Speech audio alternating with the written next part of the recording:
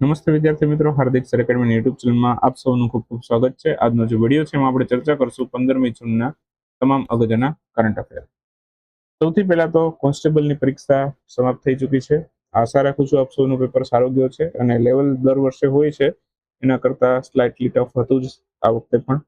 Cut off છે slightly થોડુંક નીચું રહે એવી પણ સંભાવના છે. એવરેજ હતો, એટલો બધો હાર્ડ પણ ના કહી શકીએ અને એટલો બધો ઇઝી પણ ના કહી શકીએ, મતલબ એવરેજ પેપર હતો. ઓકે, અને કરંટ અફેરના કેટલા ક્વેશ્ચન હતા આપણામાંથી એની એક પીડીએફ 100% આવશે આપણી એપ્લિકેશનની અંદર અને ઇન્સ્ટાગ્રામમાં પણ સ્ક્રીનશોટ અપલોડ થશે. તો ઇન્સ્ટાગ્રામ જેમણે જોઈન ન કર્યું હોય હાર્દિક સર એકેડમી લખીને જોઈન કરી લેજો. ઇન્સ્ટાગ્રામમાં સ્ક્રીનશોટ આવશે, આજે નહીં આવે, લગભગ આવતીકાલે 16 તારીખના આવશે રાત સુધીમાં. ઓકે, અથવા 17ના વહેલી મોર્નિંગમાં આવી જશે. ઓકે, તો ઇન્સ્ટાગ્રામ જોઈન કરી રાખજો. લગભગ તો નાઇટ સુધીમાં અપલોડ કરવાનો પૂરો પ્રયાસ છે, કામ ચાલે જ છે અત્યારે. ઓકે, બાકી શરૂ કરી દે. હા, આજનો વિડીયો શરૂ કરું એ પહેલા બીજી પણ અનાઉન્સમેન્ટ છે કે ટેસ્ટ છે જૂન મહિનાની બધી પેન્ડિંગ હતી 1 થી લઈને 15 જૂન સુધીની. તો 15 જૂન સુધીની બધી જ યુનિટ ટેસ્ટ છે, બરાબર, એ ડેઇલી ટેસ્ટ અપલોડ થઈ ચૂકી છે. દરેકમાં 15 ક્વેશ્ચન છે. ઓકે, 15 MCQ છે ટેસ્ટની અંદર 1 થી 15 જૂનમાં. અને બાકી વાત કરીએ તો વીકલી ટેસ્ટ છે વીક 1 અને વીક 2. ઓકે, આ બે યુનિટ ટેસ્ટ અપલોડ થઈ ચૂકી છે. બંનેની અંદર 120 ક્વેશ્ચન છે, તો 120 ક્વેશ્ચન છે. શાંતિથી ટેસ્ટ અટેન્ડ કરજો તમે. જૂન મહિનાની બધી જ ટેસ્ટ અપલોડ થઈ ચૂકી છે, તો જૂન મહિનાનું એક નાનકડું રિવિઝન કરી લેજો. સીસી માટે ખાસ કરંટ અફેર 31 માર્કના છે. ઓકે, તો એનું વેઇટેજ વધારે છે. ઓકે, અને અહીંયા તમારું કોન્સ્ટેબલની અંદર કરંટ જીકે મિક્સમાં હતું. એપ્રોક્સ મેં લગભગ 10 થી 15 ક્વેશ્ચન તો કરંટના જોયા જ છે. ઓકે, બાકીના જીકેના ક્વેશ્ચન પણ એ લોકોએ લીધા છે. ઓકે, આની અંદર તો એ જીકે ની અંદર એ લોકોએ કરંટને મિક્સમાં જ રાખ્યું હતું, એટલે થોડું ઘણું એમાંથી પણ પૂછવાના જ હતા, સ્વાભાવિક છે. ઓકે, એની પહેલાની એક્ઝામમાં કરંટ ઉપર વધારે વેઇટેજ હતું. પીએસઆઈની પરીક્ષા હતી, એમાં લગભગ 25 થી 30 ક્વેશ્ચન છે, બરાબર, કરંટના હતા. આની અંદર થોડાક ઓછા હતા, પણ હતા ખરા. ઓકે, તો 15 માર્ક એ ઓછા ના કહેવાય કરંટની બાબતની વાત કરીએ ત્યારે. અને આપણે જીકે પણ સાથે સાથે કરાવીએ જ છીએ એ દ્રષ્ટિએ કે કરંટ જીકે મિક્સ છે એ જોઈને જ આપણે થોડા ઘણા જીકેના, જેમ કે સ્થાપના છે એ બધું લઈ લઈએ છીએ, હેડક્વાર્ટર લઈ લઈએ છીએ. તો એવા બધા ક્વેશ્ચન છે આપણે કવર કરી લઈએ છીએ. ક્લિયર? બાકી સાયન્સને લગતા ક્યારેક જીકે આવતા હોય છે તો એને પણ આપણે કવર કરી લઈએ છીએ. ઓકે, તો એ બધું આપણે આપણા કરંટ અફેરની સાથે રેગ્યુલર તમે સ્ટડી કરતા હોય તો તમને ખ્યાલ હશે. ક્લિયર? અને બીજું, યુટ્યુબમાં મારા વ્યૂ ઓછા થવાનું બીજું કારણ એ છે કે હું રેગ્યુલર વિડીયો નથી કરતો. મને ખુદને પણ ખબર છે. ઓકે, પણ યુટ્યુબની અંદર એટલી ઇન્કમ જનરેટ નથી થતી, જેના કારણે યુટ્યુબની અંદર બહુ વિડીયો અપલોડ નથી કરતો. ઓકે, સો ધેટ્સ વાય મારી એપ્લિકેશનની અંદર તમારે જો રેગ્યુલર સ્ટડી કરવું હોય તો તમે આપણો પેઇડ કોર્સ લઈ શકો છો. ઓકે, અને તમે રેગ્યુલર કરંટ અફેર સ્ટડી કરી શકો છો. એપ્લિકેશનમાં એક પણ દિવસનો ગેપ નહીં પડશે તો પણ કવર કરાવી દઈશ, કેમ કે હું તમારી પાસેથી મની કેરી કરું છું. ઓકે, તો કદાચ કોઈ કારણોસર, બીમારીના કારણે અથવા તો અન્ય કોઈ કારણોથી, મારા કોઈ ફંક્શનના કારણોથી, કોઈ પણ કારણોથી મારા કરંટ અફેર તમને એમાં ગેપ પડી ગયો 2-5 દિવસનો કે અઠવાડિયાનો, તો એ બધા કરંટ અફેર છે કવર થઈ જશે. ઓકે, એવા પણ કિસ્સા છે કે 1 મહિનાનો ગેપ પડ્યો તો 1 મહિનાનો પણ મેં કરંટ અફેર કવર કરાવેલા છે. દિવાળીના સમયગાળાની અંદર છે થોડો ઘણો ગેપ વધી ગયેલો 15 દિવસનો કેમ, તો એ બધા કરંટ અફેર છે એ પણ આપણે કવર કરાવેલા છે. ઓકે, તો ડે બાય ડે આવી જ રીતના તમને વિડીયો મળશે અને લેક્ચર મળશે, એની પીડીએફ મળશે અને એની ટેસ્ટ પણ મળશે. ત્રણેય વસ્તુ છે કમ્બાઈન મળશે, બરાબર. ખાલી એપ્લિકેશનમાં જ સ્ટડી કરવું છે તમારે તો 299 પ્રાઇસ છે, એ કોર્સ લઈ શકો છો તમે. અને તમારે પ્રિન્ટ આઉટ કાઢવી છે તો 1499 વાળો કોર્સ છે, એ કોર્સ લઈ શકો છો તમે. ઓકે, અને તમારે પ્રિન્ટ આઉટ ઘરે જ મંગાવી છે, બરાબર, તો તમે આપણો 545 વાળો કોર્સ છે, જેમાં તમને લાસ્ટ 4 મંથની છે કોપી તમારા ઘરે મળી જશે, બરાબર. આ તમને ફ્રી ડિલિવરી મળી જશે. તમારા ગુજરાતમાં કોઈ પણ સ્થળે તમે રહેતા હોય, બરાબર, ગામડું હોય તો કદાચ કોઈ નજીકના સિટીમાં લેવા જવું પડે એવું થાય, પણ તમને પહોંચી જાય છે. ગામડાવાળા ઘણા સ્ટુડન્ટે ઓર્ડર કરી છે, બરાબર, અને તમારે પણ કરવી હોય તો કરી શકો છો, બરાબર, કેમ કે ગામડામાં પ્રિન્ટિંગ કોસ્ટલી થતું હોય છે, બરાબર. દરેકની અંદર 6 મહિનાની વેલિડિટી છે. ખાલી પ્રિન્ટ વાળો કોર્સ છે, બરાબર, એમાં તમને વેલિડિટી છે, બરાબર, એ 3 મહિનાની મળે છે. ક્લિયર? ચાલો, બાકી ટેસ્ટ ને બધું દરેકની અંદર આવશે. હાલમાં જ અર્થ પ્રાઇઝ 2026 થી ફોને સન્માનિત કરવામાં આવેલું છે. અર્થ પ્રાઇઝ 2026 નો 3 વ્યક્તિને મળ્યો છે. વિવાન થાવછરિયા, અરિયાના અગ્રવાલ અને આવ્યાના મહેતા. ત્રણે ત્રણને આ પુરસ્કાર મળ્યો છે, એટલે આપણો આન્સર ખરેખર કહેવાય ઓપ્શન ડી આપેલા તમામ. હાલમાં જ આજે અર્થ પ્રાઇઝ જે છે, ઓકે, એ 3 વ્યક્તિને મળ્યો છે. વિવાન છાવછરિયા, અરિયાના અગ્રવાલ અને આવ્યાના મહેતા. એમણે એક શોધ કરી હતી પ્લાસ્ટિક નામનો બાયોડિગ્રેડેબલ ફિલ્ટર. ઓકે, તો આ જે ફિલ્ટર છે એ શું કરે, પાણીમાંથી માઇક્રોપ્લાસ્ટિક છે ને દૂર કરે છે. ઓકે, અને ફિલ્ટર માઇક્રોપ્લાસ્ટિક છે ને ચુંબકની જેમ આકર્ષી, બરાબર, અને અહીંયા પાણી શુદ્ધ કરે છે. ઓકે, કેમાંથી બનાવ્યું છે આ પ્લાસ્ટિક નામનું ફિલ્ટર? તો એમણે બનાવ્યું છે આંબલીના બીજના પાવડરમાંથી. ક્લિયર? તો આ નોર્મલી માઇક્રોપ્લાસ્ટિક છે, જ્યારે આપણા હ્યુમન બોડીની અંદર જાય ત્યારે બહુ નુકસાન કરે, કેન્સરનું કારણ પણ બની શકે છે. તો આ માઇક્રોપ્લાસ્ટિક છે એનું કદ કેટલું એવું પણ પૂછે તો 5 mm એના કરતા ઓછું હોય છે, એને કહેવાય માઇક્રોપ્લાસ્ટિક. ક્લિયર? હવે ક્વેશ્ચનમાં તમને એવું પણ પૂછી શકે, ભાઈ અર્થ પ્રાઇઝ જે છે એની શરૂઆત ક્યારે થઈ હતી? તો 2021 અર્થ પ્રાઇઝની શરૂઆત થઈ હતી. ઓકે, કોને આપવામાં આવે એવું પણ પૂછે તો 13 થી લઈ 19 વર્ષના યુવા સંશોધકો છે એમને આપવામાં આવતો હોય છે આ પુરસ્કાર. ઓકે, બાકી આંબલીમાંથી આ બનાવે છે, તો આંબલીની અંદર કયું એસિડ છે? તો કે ટાર્ટરિક એસિડ હોય છે.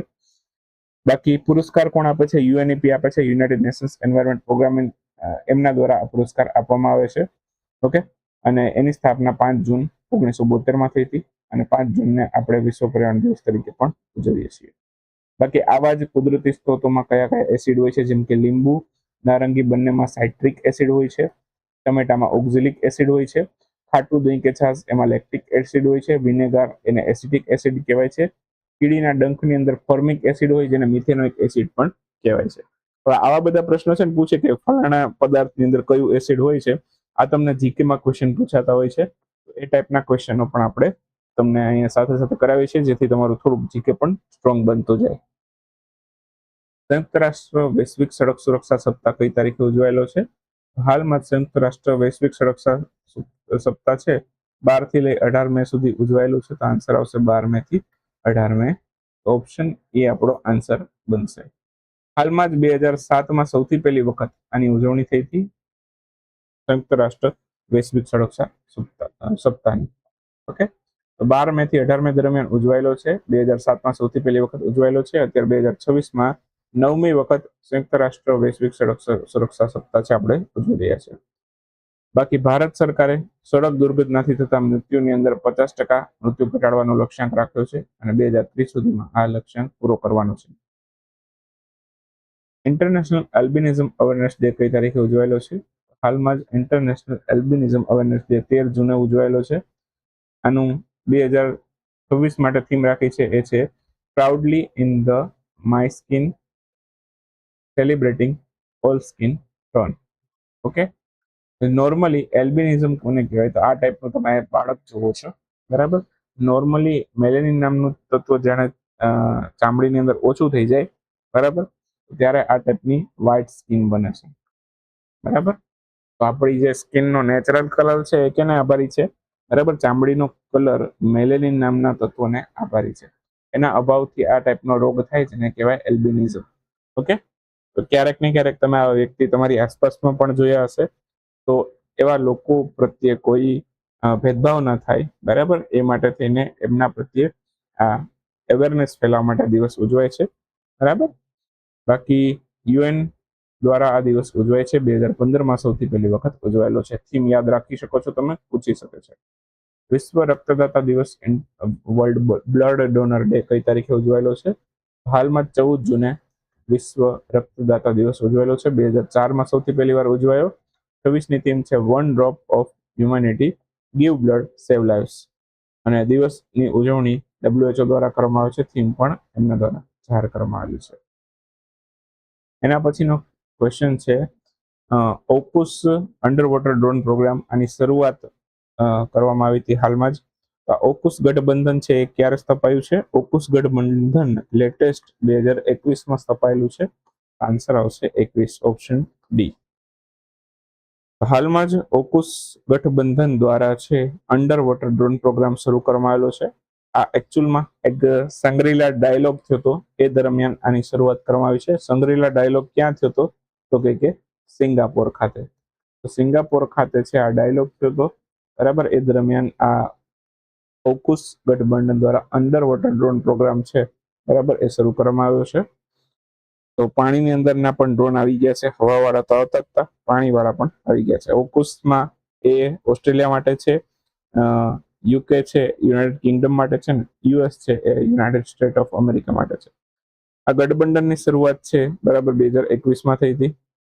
ગઠબંધનનો મુખ્ય હેતુ છે ઇન્ડો પેસિફિક ક્ષેત્રમાં સુરક્ષાને મજબૂત કરવાનો છે.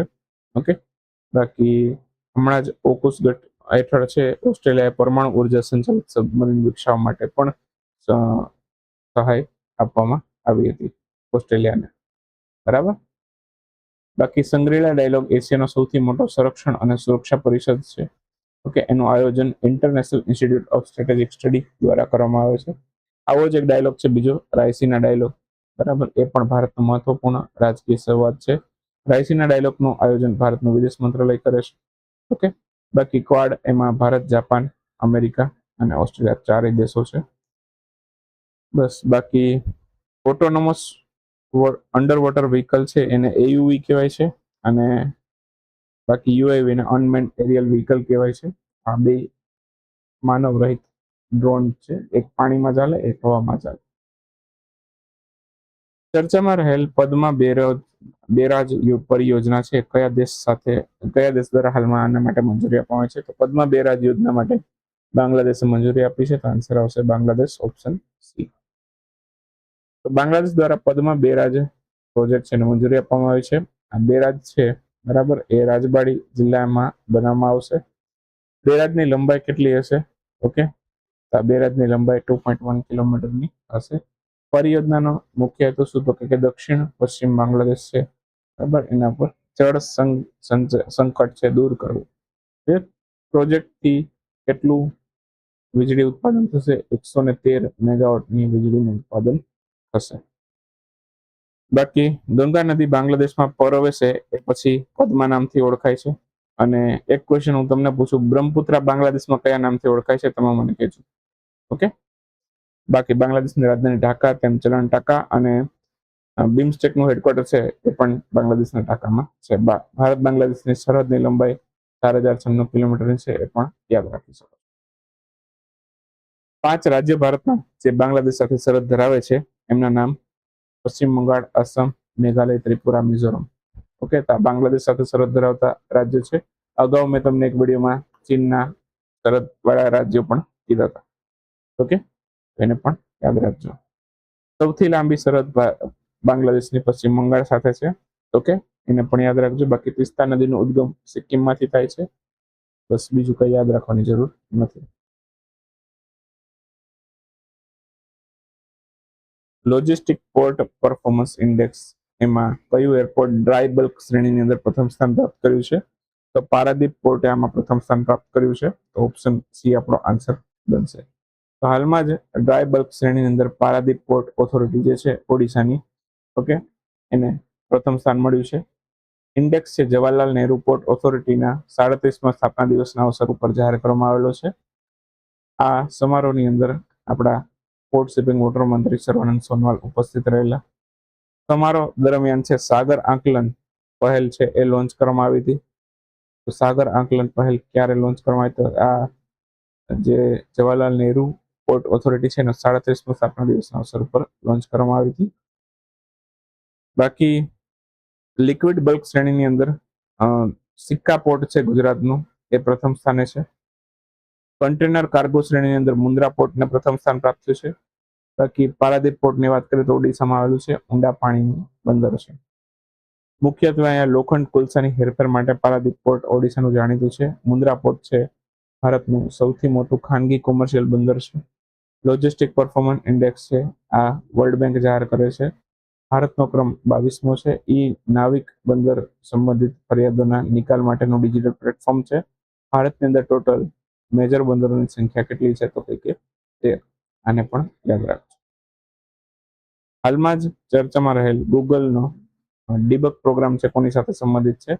તો ગૂગલનો ડીબગ પ્રોગ્રામ છે મચ્છરજન્ય રોગોના નિયંત્રણ માટે છે, આવું કંઈ નથી, બરાબર, તો ધ્યાન રાખજો. તો ગૂગલનો ડીબગ પ્રોગ્રામ મચ્છરજન્ય રોગોના નિયંત્રણ સાથે સંબંધિત છે. પ્રોગ્રામ હેઠળ 32 મિલિયનથી વધુ સ્ટરલાઇટ્સ નર મચ્છરો છે એ છોડવાની મંજૂરી આપવામાં આવી છે. આ પ્રોજેક્ટનો મુખ્યત્વે કેલિફોર્નિયા અને ફ્લોરિડાની અંદર અમલમાં મૂકવામાં આવેલો છે, બરાબર. સ્ટરલાઇટ ઇન્સ્ટિંક્ટ ટેકનિક છે, આ ટેકનોલોજીનો ઉપયોગ કરવામાં આવેલો છે. અહીંયા આ જે નર મચ્છરો છે એ માદા મચ્છરો જે છે એની સાથે પ્રજનન તો કરે, પણ અહીંથી નવા મચ્છરો છે પેદા નથી થતા. તો આ ટેકનોલોજી છે ખાસ કરીને મચ્છરોની વસ્તી ઘટાડવા માટે ઉપયોગી થાય. બાકી એડિસ ઇજિપ્તી નામનું મચ્છર છે, બરાબર, એનાથી ડેન્ગ્યુ, ચિકનગુનિયા, ઝિકા વાયરસ આ બધું ફેલાય છે. ઓકે, બાકી મલેરિયા માટે પણ એ જ જવાબદાર છે. ઓકે, ભારતે મલેરિયાની નાબૂદી માટે 2030 લક્ષ્યાંક રાખ્યો છે. ઓકે, બાકી ગૂગલની વાત આવી છે. 1998માં સ્થાપના થઈ હતી. લેરી પેજ અને સર્જે બ્રિન બંને મળીને કરી હતી. આલ્ફાબેટ ગૂગલની પેરેન્ટ કંપની છે, હેડક્વાર્ટર કેલિફોર્નિયાની અંદર આવેલું છે. તો આ બધા યાદ રાખજો. ચલો ફટાફટ ઇકોકેના ક્વેશ્ચનો પૂરા કરીએ. રાજનાથસિંહ રક્ષામંત્રી એમણે નૌસેના શૌર્ય વાટિકા છે એનું ઉદ્ઘાટન કયા સ્થળેથી કર્યું? આ ઉત્તર પ્રદેશના લખનઉ ખાતેથી કર્યું છે. ફ્રેન્ચ ઓપન મહિલા સિંગલનું ટાઇટલ કોણે જીત્યું? મીરા એન્ડ્રીવાએ જીત્યું છે. ભારત અને કયા દેશ દ્વારા યુપીઆઈ લિંક લોન્ચ કરવામાં આવી છે? તો ભારત નેપાળ બંને મળીને યુપીઆઈ લિંક સેવા શરૂ કરી છે. શિક્ષા મંત્રાલય કયા વિશ્વવિદ્યાલયને અધિકારિત રીતે સંપૂર્ણ ભારતમાં પોતાની શાખા ખોલવા માટે અનુમતિ આપવામાં આવી છે? તો લિવરપૂલ યુનિવર્સિટી છે, બરાબર, એને ભારતમાં પોતાની શાખા ખોલવાની અનુમતિ મળી છે. આન્સર આવશે લિવરપૂલ, બ્રિટનની અંદર આવી છે. ચર્ચામાં રહેલ વેન ઓડિટ મેટર નામનું પુસ્તક કોણે લખ્યું? વિનોદ રાયે લખ્યું છે. 2 દિવસ માટે કલિંગ સાહિત્ય મહોત્સવનું 4થું સંસ્કરણ ક્યાં યોજાયું? નેપાળના કાઠમંડુમાં યોજાયું છે. તો આન્સર આવશે નેપાળ. કાઠમંડુ લખ્યું છે પણ નેપાળ. વન્યજીવ અપરાધના મેનેજમેન્ટ અને ડિજિટલ સિસ્ટમ હાઉ એને કોના દ્વારા લોન્ચ કરવામાં આવી છે? તો આ કેરળ દ્વારા લોન્ચ કરવામાં આવ્યું છે. આન્સર આવશે કેરળ. ભારતીય વાયુસેનાના નવા ઉપપ્રમુખ કોણ બન્યું છે? તો આશુતોષ દીક્ષિત એના નવા ઉપપ્રમુખ બનેલા છે. સુપ્રીમ કોર્ટમાં હાલમાં કેટલા નવા જજની નિયુક્તિ કરવામાં આવે છે? સુપ્રીમ કોર્ટમાં ટોટલ 5 નવા જજની નિયુક્તિ થઈ છે. આને હું ડિટેલમાં લઈશ, બરાબર, પહેલા મોડો ગમે ત્યારે લઈશ. ઓકે, ભારતના 7મા મોસમ વિજ્ઞાન કેન્દ્રનું ઉદ્ઘાટન કયા સ્થળેથી થયું? આ જમ્મુમાંથી થયું. અને કયા રાજ્યની સરકારે રાજ્યવ્યાપી અભિયાન યોગાંધ્ર 26નો શુભારંભ કરાવ્યો? યોગાંધ્ર 26 આંધ્રપ્રદેશ શરૂ કર્યું છે. તો આન્સર આવશે આંધ્રપ્રદેશ. તો આ તો 15મી જૂનનો વિડીયો. મળશું 16મી જૂનના વિડીયોમાં. ત્યાં સુધી રજા લેશું.